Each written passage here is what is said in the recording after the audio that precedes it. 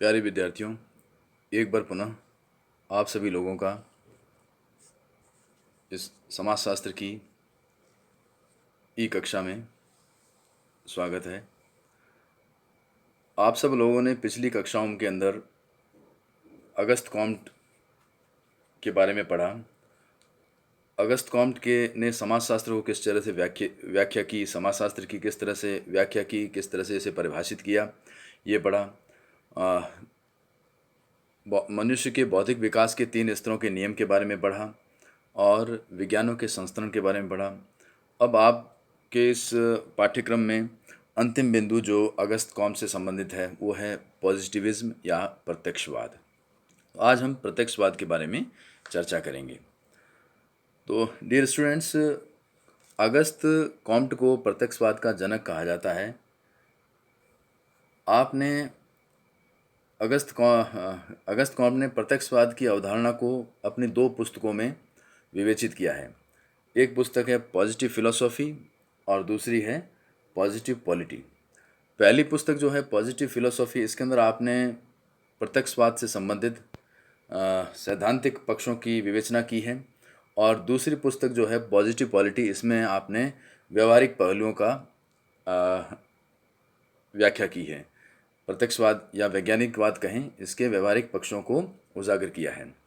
तो प्रिय विद्यार्थियों, अब यह समझने का प्रयास करेंगे प्रत्यक्षवाद है क्या। कांट के अनुसार प्रत्यक्षवाद का अर्थ वैज्ञानिकवाद है।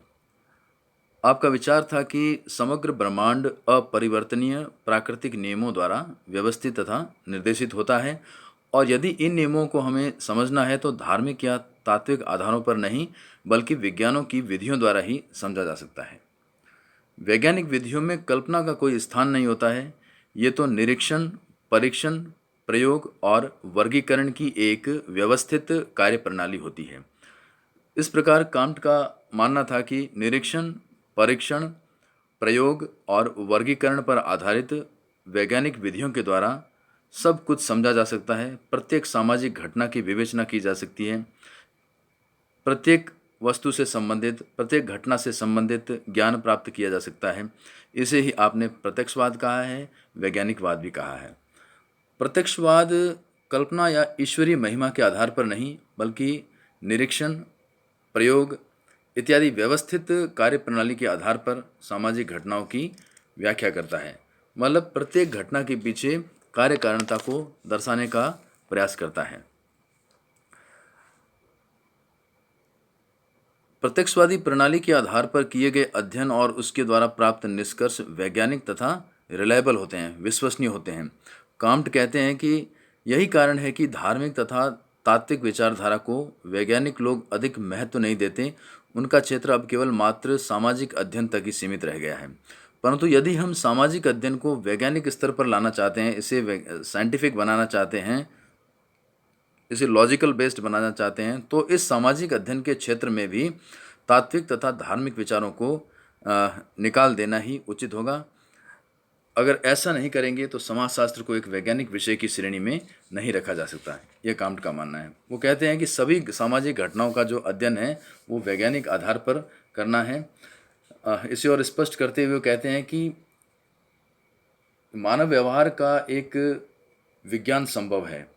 मतलब मनुष्य के व्यवहार को वैज्ञानिक आधार पर हम विवेचित कर सकते हैं और समाजशास्त्र का भौतिक शास्त्र, रसायन शास्त्र तथा जीव विज्ञान के समान वैज्ञानिक स्थिति प्राप्त करने का पूरा अधिकार है। यह भी एक अगस्त कॉम्ट की नज़रों में पूर्णतः विशुद्ध विज्ञान है समाजशास्त्र। अगस्त कॉम्ट की स्पष्ट मान्यता रही है कि सामाजिक जगत का व्यवहार उन्हीं नियमों के आधार पर निर्देशित होता है जिनके आधार पर प्राकृतिक जगत का व्यवहार निर्देशित होता है। आप प्राकृतिक घटनाओं और सामाजिक घटनाओं में कोई विभेद नहीं करते हैं। आप बराबर दोनों के पीछे वैज्ञानिक विधियों के आधार पर ज्ञान को खोजने की बात कहते हैं और सामाजिक घटनाओं के पीछे भी कार्य कारणता पाई जाती है जैसा प्राकृतिक घटनाओं के पीछे पाया जाता है। कांट के अनुसार प्रत्यक्षवादी प्रणाली के अंतर्गत सर्वप्रथम हम अध्ययन विषय को चुनते हैं और फिर उस अवलोकन करते हैं, निरीक्षण करते हैं और निरीक्षण द्वारा उस विषय से संबंधित प्रत्यक्ष होने वाले समस्त तथ्यों को एकत्रित करते हैं और इसके बाद इन तथ्यों का विश्लेषण करके सामान्य विशेषताओं के आधार पर इनका वर्गीकरण करते हैं और अंत में उसी विषय से संबंधित कोई निष्कर्ष निकालते हैं। इस प्रकार निरीक्षण, परीक्षण और वर्गीकरण प्रत्यक्षवाद की नींव है।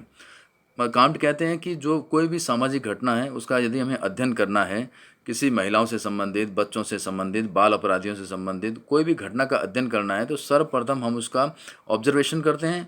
फिर ऑब्जर्वेशन करके उससे रिलेटेड जितने भी फैक्ट्स हैं उन फैक्ट्स को इकट्ठा करते हैं और उन फैक्ट्स को फिर क्लासीफाई करते हैं, उनका विश्लेषण करते हैं, उनका वर्गीकरण करते हैं, एनालिसिस करते हैं, फिर उसका क्लासिफिकेशन करते हैं और फिर जाकर के किसी एक कंक्लूजन पर हम लोग आते हैं, एक निष्कर्ष निकालते हैं।